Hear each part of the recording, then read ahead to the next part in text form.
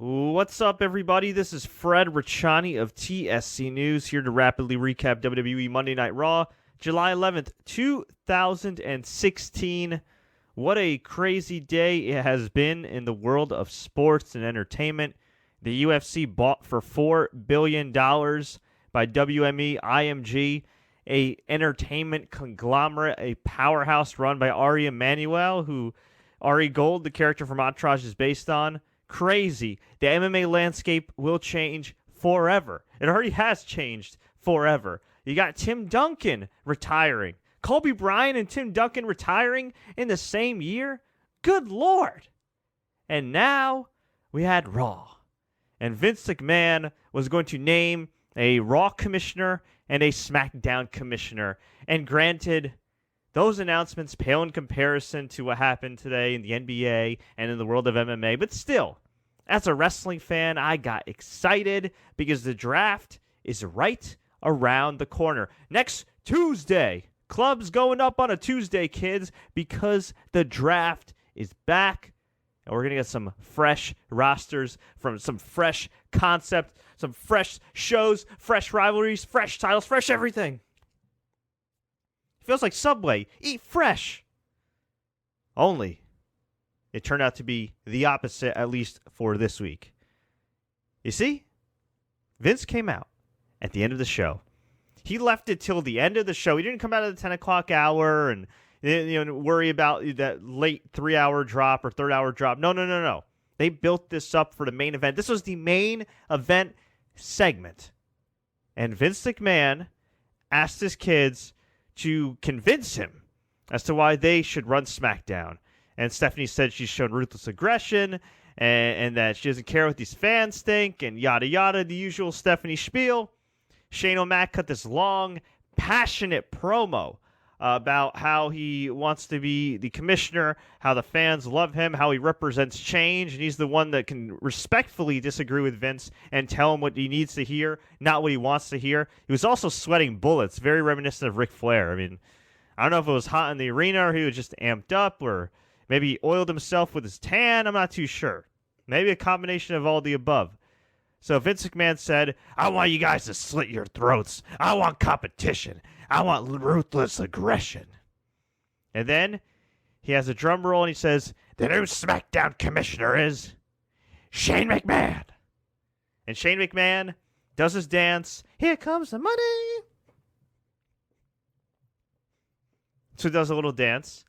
And then he names the Raw commissioner Stephanie McMahon. And Stephanie does a little yes, yes, yes.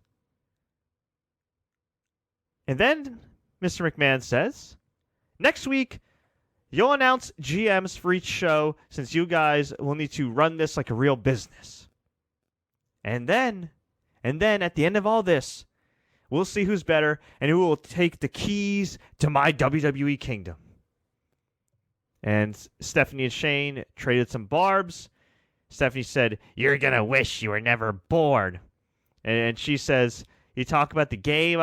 I know the game because I'm married to him. And she slapped Shane. And then she dared Shane to hit her.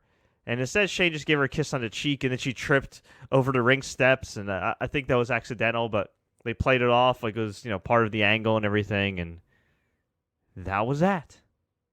So Shane McMahon's running SmackDown. Stephanie's running Raw. And notice when they're trying to hype up SmackDown Live and they kept calling it SmackDown Live, Vince McMahon did say, the flagship, the juggernaut, Raw, before naming Stephanie McMahon the Raw commissioner. So clearly, in the eyes of Vince McMahon, Raw is still number one.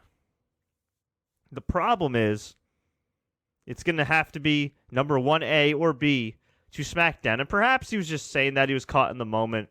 But you really need to sell people on SmackDown.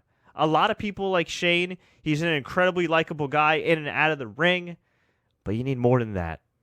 And I thought they were going to name Daniel Bryan the commissioner. There were rumors of Eric Bischoff, Mick Foley, Kurt Angle. And instead, we get the status quo. A very flat ending to Monday Night Raw. As for the other results, We had Enzo Amore and Big Cass beat the club via DQ when AJ interfered. John Cena, he was not at Raw because he is currently rehearsing for the ESPYs. We had Seth Rollins have a hilarious segment called The Rollins Report, very reminiscent of The Daily Show, where he did a fake interview with Roman Reigns, and it was essentially Seth asking him questions like, why are you a failure and such a liar? And then they cut to Roman, and it was clearly a clip from another interview, but it made it look like he was sitting with Seth. And this was done so perfectly. This is like A+ Seth right here. Afterwards, Dean Ambrose came out, made a joke about Seth having a stick up his butt. Actually, he said, oh, you don't have to stick up your butt for once. And then they got serious. Rollins was cutting a promo saying he's going to get his title back. It was a really good promo by Rollins. And then Ambrose just started talking like this, saying, Seth, I'm going to kick your ass, and blah, blah, blah. And you know how much what I had to go through, and you know how many body parts I had to lose, how much buckets of blood I had to spill, and I can't even go his pace. I'm losing my train of thought. But he went so fast, and then he slowed down and said, you're going to have to do whatever you need to do to beat me. Because whether it's a singles match or a triple threat match, you're not taking this title. But if you want to fight right now, let's do it right now. And he takes off his jacket, puts the title down, and Seth says, next week. So believe it or not, next week, it will be, and it was confirmed with an official announcement, it will be Dean Ambrose versus Seth Rollins for the WWE Championship. 6 days before Battleground, when Roman Reigns returns. And oh yeah, before they had the Rollins Report segment, they had a commercial talking about that showed Roman Reigns talking about perseverance and overcoming the odds. And man, can you at least act like you're punishing this guy? Seriously. He's getting the treatment of looking like this god and this good guy, and he's going to come right back to a pay-per-view main event. Hell, he might even win. He might even win. I have no problem with him in the top mix, but if he wins the title, my God, that is not a good look. That won't be a good look at all, especially with John Jones and what's going on in the UFC. And granted, that's a totally different situation. And Roman Reigns ain't John Jones, okay? He ain't a screw-up like John Jones at all. He made one stupid mistake. He owned up to it. I respect that. But come on, man. You got to somewhat punish the guy. I mean, I guess 30 days with no pay is enough of that for that. But yeah, if he wins the title, I'm not feeling it. I'm feeling the triple threat. It should be a great match. But I don't know what's going to happen on Monday. What if they do a title switch, and then 6 days later they do another title switch or something? I don't think Dean should lose the title. I don't think Seth should win it right away. And I don't really think they should be doing that match. But I guess they want to build intrigue. They want to get ratings. They want as much excitement as humanly possible for that week of WWE television, because it is also the week at the debut of Smackdown Live with the WWE Draft. So I understand. But hey, I'm intrigued. I am intrigued. We had Zack Ryder lose to Sheamus, yet he's challenging Rusev for the United States Championship. I do not understand that. Please don't ask me to explain that. We had Kevin Owens beat Cesaro. Then afterwards, Owens and Zayn got into a brawl. And then Cesaro got some revenge on Owens after that.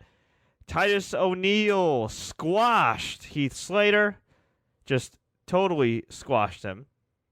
We also had right here Breezango beating the Lucha Dragons. This is okay. We had a battle royal to open the show for the number one contendership for the Intercontinental title. The winner would get a title shot at The Miz at Battleground, and it was won by Darren Young. But they did not really put over Darren Young. You see, the last three were Baron Corbin, Apollo Crews, and Darren Young, with Bob Backlund at ringside. And Apollo Crews and Baron Corbin eliminated themselves. And Darren Young just happened to be in the far corner of the ring, and he automatically won. I don't think that's exactly the way to put over Darren Young, but he gets the shot. We'll see what happens. I don't think he should beat The Miz. I'm liking that they're at least trying something new with the guy. I like Bob Backlund a lot, but The Miz is a great act right now. He's a great heel act, and I do not think Darren Young is the guy that should dethrone him. And we had a long match with Sasha Banks and Dana Brooke. This had one commercial break, went forever.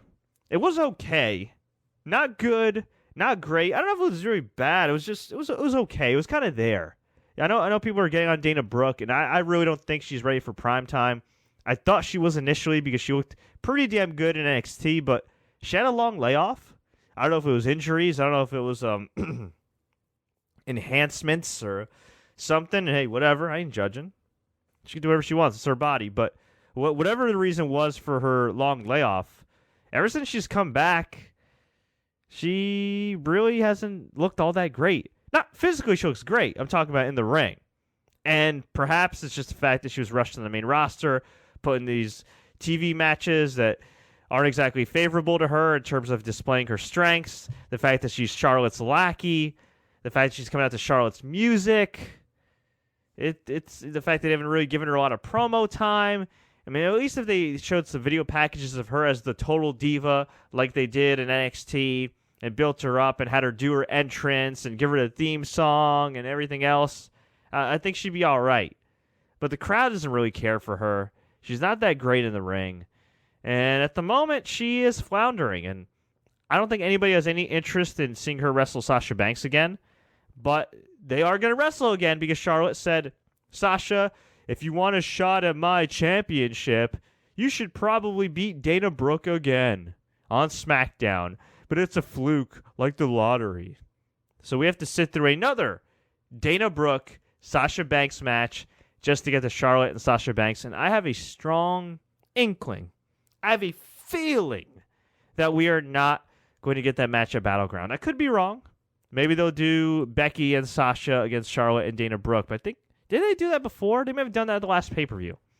That's how unmemorable these last few women's feuds have been. It's just been kind of a train wreck, so to speak. A big train wreck. Not as bad as the initial Divas Revolution or anything. But really, the short TV matches. This one was long, but in the last few weeks, the short TV matches, the badly scripted dialogue.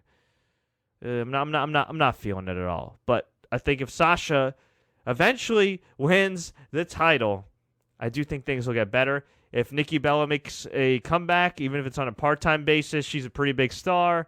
I think it'll add some fire to the division. Maybe you call up Asuka. Maybe you call up Alexa Bliss. Dare I say maybe you finally call up Bayley and things can get really interesting.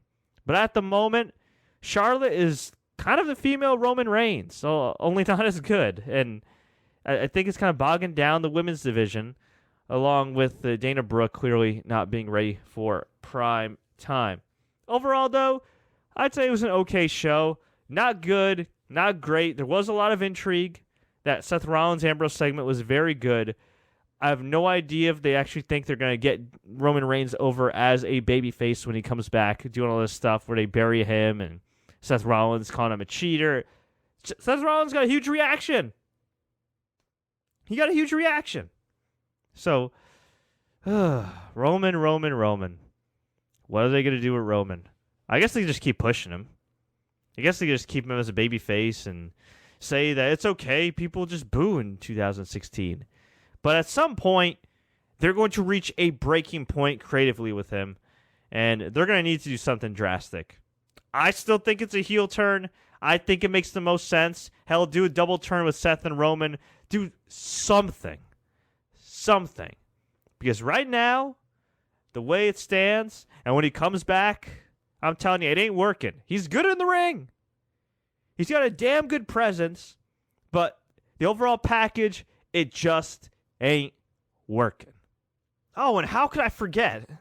The Wyatts had a brawl with the New Day in their swamp, in their bungalow, wherever the hell this undisclosed location is, and it was almost a blatant ripoff of Final Deletion, which was in TNA. If you haven't seen it, it's that awesomely entertaining or so bad it's good or so bad it's bad segment with Jeff Hardy and Matt Hardy and his father-in-law and his wife and Maxwell Hardy. It was just essentially the Hardys made a short film that had all this crazy pyrotechnic stuff and chairs and tables and backyard wrestling and holograms and drones, and it was completely ridiculous, but it was so crazy that in my humble opinion, it worked. So definitely go out of your way to type in Final Deletion on YouTube, watch it on TNA Impact Wrestling's YouTube channel. You know I've been down on TNA when it comes to a lot of things,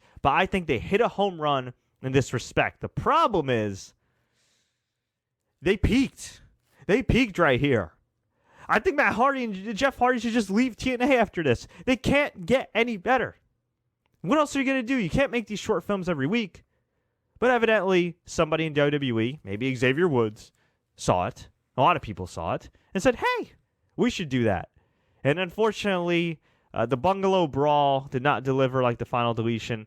Still kind of cool. They had the grainy film effect and the dramatic music. And the New Day ended up holding their own. But then there were lights. There were sheet masks. There was darkness. And there was Bray's evil laugh. And fade to black. It was what it was. But for those asking that did see the Final Deletion, no, it was nowhere near the level of Final Deletion. I want to hear from you. What did you think about Monday Night Raw? Did you love it? Did you hate it? Did you skip it? I had a couple people tweet me and say, you know what, Fred? I'm kind of pissed about the Steph and Shane thing continuing. It doesn't seem like change. It seems like the status quo. It seems like the status no. So I want to hear from you. Let me know.